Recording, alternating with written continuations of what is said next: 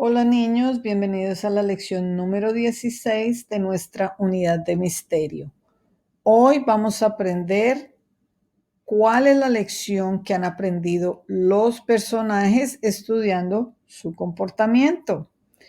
Las historias de misterio que hemos estado leyendo hasta ahora nos han servido para analizar cómo se comportan, qué hacen, cuáles son los villanos, cuáles son los detectives, quiénes son los buenos, quiénes son los malos.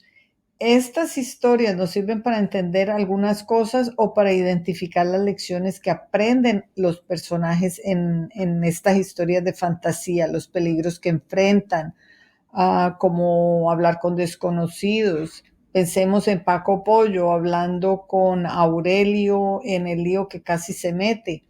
Cómo el trabajo y la sabiduría son compensados. O sea, es un niño trabajador, averiguó el crimen que había sucedido, quiénes eran los culpables y su sabiduría, en este caso, el saber distinguir lo que era bueno y lo que era malo. Él decidió hacer lo que era mejor, lo correcto, y fue compensado. Y como los malos son castigados, fueron castigados porque uno murió y el otro fue para la cárcel. Niños, la historia de A Golpe de Calcetín nos brindó muchas lecciones, lecciones que podemos aprender de los personajes, ¿no? El actuar con rectitud siempre. Hoy vamos a analizar el comportamiento de Ágata y su primo, ahora en el libro que estamos leyendo de El misterio del faraón, en Agatha Mystery. En este misterio recuerden que la intención del autor es crear incertidumbre, generar expectativa. Ellos se van a investigar el caso del robo de la tableta y estamos buscando a ver quién es el villano. Los detectives, que son dos niños, están tratando de resolver este misterio, buscando juntos las pistas para el caso. Y nosotros también estamos tratando de resolver el crimen, a ver quién fue el que se lo robó y por qué lo hizo. Recuerden, niños, que cuando estamos analizando las acciones de los personajes, tenemos que mirar sus acciones y tenemos que revisar el diálogo. Tenemos que pensar qué es lo que desean, qué necesitan, qué obstáculos han encontrado, quién les ha ayudado. Todas estas lecciones que podemos sacar de las novelas de misterio a base del comportamiento de los personajes. Recuerden que detrás de las emociones de los personajes puede ser la clave para resolver el crimen. Pensemos en quién tiene celos de otra persona en la historia.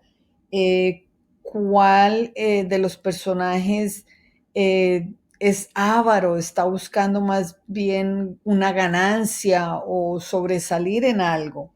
¿Quién tiene envidia de otro personaje? ¿O cuál quiere vengarse de uno de los personajes de la historia? ¿Cuál es la lección que ellos pueden llegar a aprender? Entonces, vamos a analizar un poco los personajes que aparecen en esta historia. Y recordemos que si nos centramos a tratar de resolver el crimen, tenemos que estudiar a los personajes más destacados, ¿no? Recordemos que siempre van a haber dos grupos, los detectives, los villanos. Los primeros pueden ser muy buenos investigadores, pueden tener el ingenio para resolver los misterios que a nosotros nos parecen imposibles, o los villanos que pertenecen al otro grupo que nos hacen dudar a veces de si vamos a poder resolver el crimen o no, porque estamos bastante confundidos con los personajes que han aparecido hasta ahora en la historia de Agatha Mystery.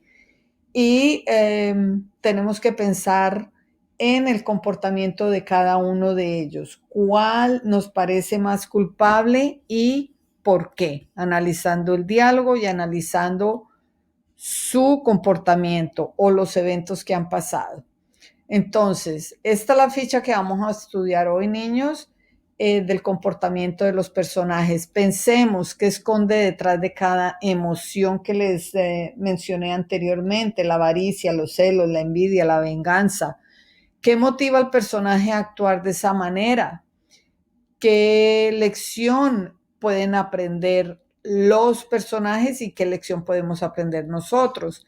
Pero nos vamos a enfocar en las tres preguntas que hay abajo: ¿qué es lo que más desean? ¿En quién se quieren convertir?